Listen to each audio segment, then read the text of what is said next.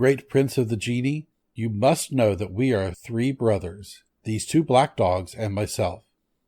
Our father died, leaving us each 1,000 sequins. With this sum, we all 3 took up the same profession and became merchants. A short time after we had opened our shops, my eldest brother, one of these 2 dogs, resolved to travel in foreign countries for the sake of merchandise.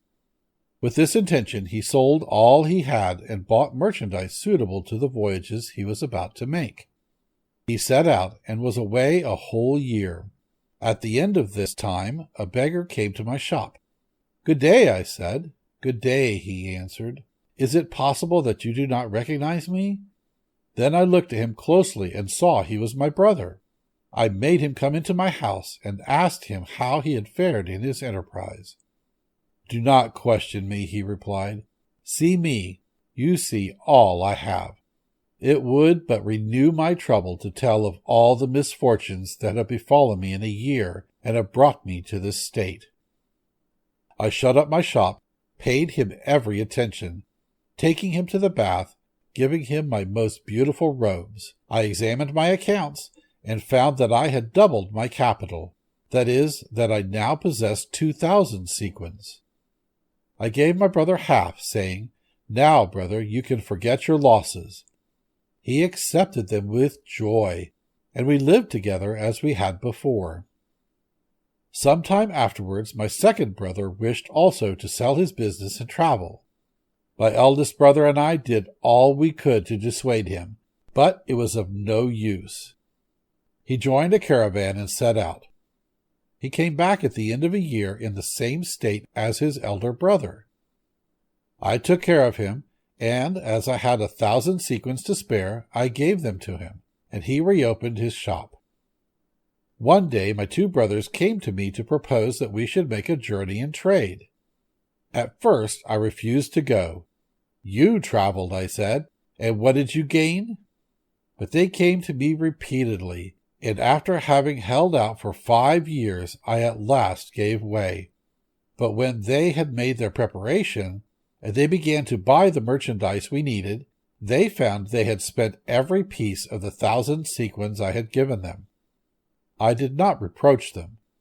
I divided my 6,000 sequins with them, and giving 1,000 to each, and keeping one for myself, and the other 3 I buried in a corner of my house. We bought merchandise, loaded a vessel with it, and set forth with a favorable wind. After 2 months' sailing, we arrived at a seaport, where we disembarked and did a great trade. Then we bought the merchandise of the country, and were just going to sail once more, when I was stopped on the shore by a beautiful, though poorly dressed woman. She came up to me, kissed my hand, and implored me to marry her and take her on board.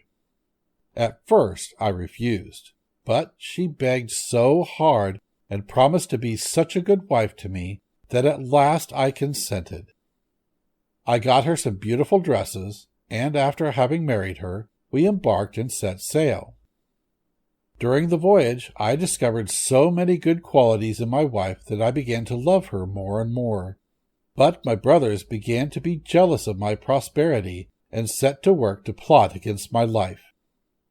One night when we were sleeping, they threw my wife and myself into the sea. My wife, however, was a fairy, and so she did not let me drown, but transported me to an island. When the day dawned, she said to me, "When I saw you on the seashore, I took a great fancy to you, and wished to try your good nature. So I presented myself in the disguise you saw. Now I have rewarded you by saving your life, but I am very angry with your brothers, and I shall not rest till I have taken their lives." I thanked the fairy for all that she had done for me, but I begged her not to kill my brothers. I appeased her wrath, and in a moment she transported me from the island where we were to the roof of my house, and she disappeared a moment afterwards. I went down and opened the doors, and dug up the 3,000 sequins which I had buried. I went to the place where my shop was, opened it, and received from my fellow merchants congratulations on my return. When I went home, I saw 2 black dogs who came to meet me with sorrowful faces. I was much astonished, But the fairy who reappeared said to me, "Do not be surprised to see these dogs. They are your 2 brothers. I have condemned them to remain for 10 years in these shapes." Then, having told me where I could hear news of her, she vanished. The 10 years have nearly passed, and I am on the road to find her. And in passing I met this merchant and the old man with the hind. I stayed with them. This is my history, O Prince of Genii. Do you not think it is a most marvelous one? "Yes, indeed," replied the genius, "and I will give up to you the 3rd of the merchant's punishment." Then the 3rd old man made the genius the same request as the other 2 had done, and the genius promised him the last 3rd of the merchant's punishment if his story surpassed both the others. So he told his story to the genius, but I cannot tell you what it was, as I do not know. But I do know that it was even more marvelous than either of the others, so that the genius was astonished, and said to the 3rd old man, "I will give up to you the 3rd part of the merchant's punishment." He ought to thank all 3 of you for having interested yourselves in his favor. But for you, he would be here no longer. So saying, he disappeared to the great joy of the company.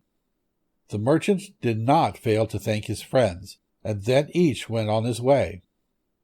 The merchant returned to his wife and children, and passed the rest of his days happily with them. "But, sire," added Scheherazade, "however beautiful are the stories I have just told you, they cannot compare with the story of the fisherman."